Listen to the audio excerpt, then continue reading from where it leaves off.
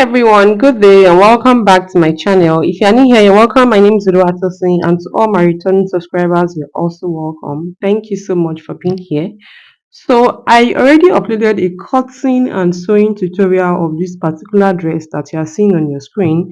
But in that video, I didn't talk about how I was able to cut the collar. I just mentioned that I'm still going to upload a detailed tutorial on how to cut and sew this bishop collar that is on the neck of this dress, and that is what this video is all about. So in this tutorial, I'll be teaching you how I was able to cut and sew this bishop collar that you are seeing on the neck of this dress. Without talking too much, let's jump right into the video. So before you can cut this bishop collar, you have to have a knowledge of the measurement of where is entering, which is obviously the neckline. So the first I did was to fold the neckline into two, and then I measured all through unfold. After measuring, I multiplied what I measured by 2 because while I was measuring, the neckline is unfold. And for this particular dress, that collar will be extended to the zip. So you have to consider factors like whether yours will be extended to the zip or it will not be extended to the zip, or you'll be using button for the collar and all of that. But for mine, it will be extended to the zip. So I took my measurement from the zip allowance. After this, you are going to pick the fabric you are using for the neckline, which in my case, I still use the scuba, and then you fold it on bias, like you fold it like a triangle, just like this. And you'll be cutting two of these. One will be the outer fabric and the other one will be the inner fabric. I'll be calling the inner fabric lining in this case, even though it's still the scuba and the scuba, but I'll be using the other scuba as the lining. So on this piece that is on fold of two, you are going to measure that measurement you measured while your neckline was on fold of two on this your fabric, and then you mark that. Have it at the back of your mind that this part that you're measuring is the down of the collar, is the side that will be sewn on the neckline directly. And then you will determine how wide you want your collar to be. In my case, I want it to be around 1 inch or 1 1/4 inch wide. So I added half and quarter inch allowance. In total, the height of the collar is 2 inches, and then I cut this out.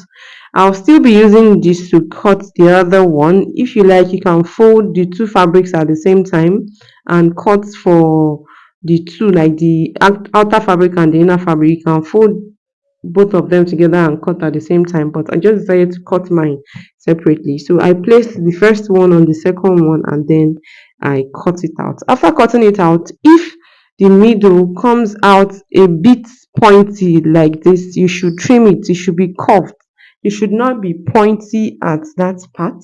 So I did this to the both fabrics, and the next I did was to turn. So I made sure that the right side, and while I was cutting, I forgot to mention that measurement I measured on the neckline, I did not cut the exact measurement. I added 1 inch because I'll be needing half inch to turn it on both sides.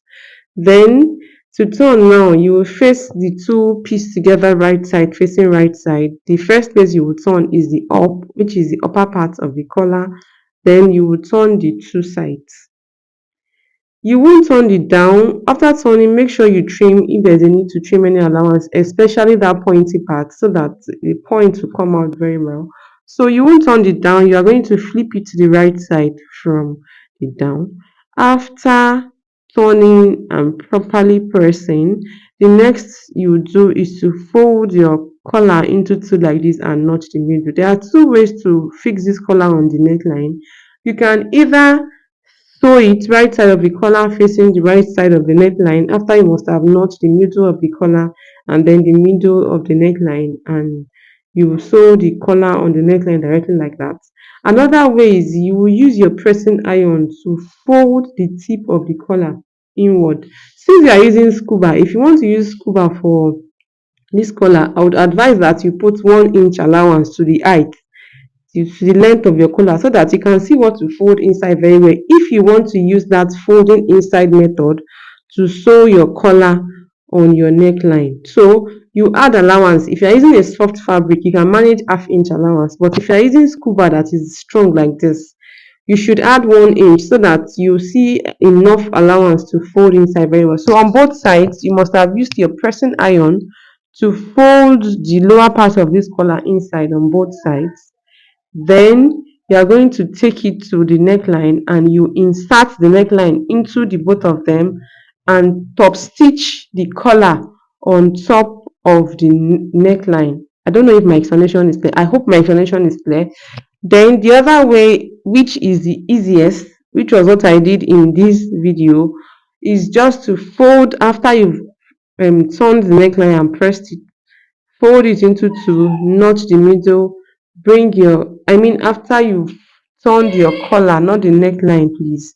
After you've turned your collar and then you pressed it, fold it into two, notch the middle, and bring your dress or shirt or whatever you're attaching this collar to, and then you notch the middle of your dress as well. In the case of the dress I'm sewing, there's a joining at the middle of the neckline, so I mean the front neckline, so I can easily identify the middle. So what I did was just to pin the notch on the center which the joining is, and then I stitched the collar on top of the neckline with like half inch. Then when you are done joining the collar to the dress or the shirt, however the case may be, if you want that joining concealed, you can just neatly pipe it or you can weave it, and basically that is it for the cutting and sewing of this collar. I hope this video has been helpful or interesting to someone.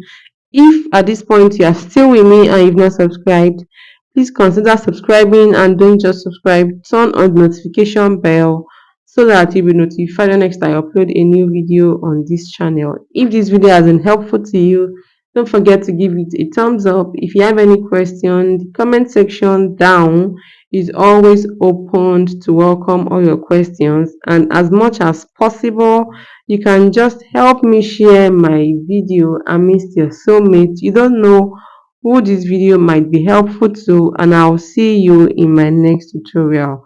Bye. I'll still be uploading a short tutorial on how I was able to cut and sew the bow on the chest of this dress, because I realized that I forgot to add it when I was editing the tutorial of the cutting and sewing of the dress itself. So watch out for that. Bye.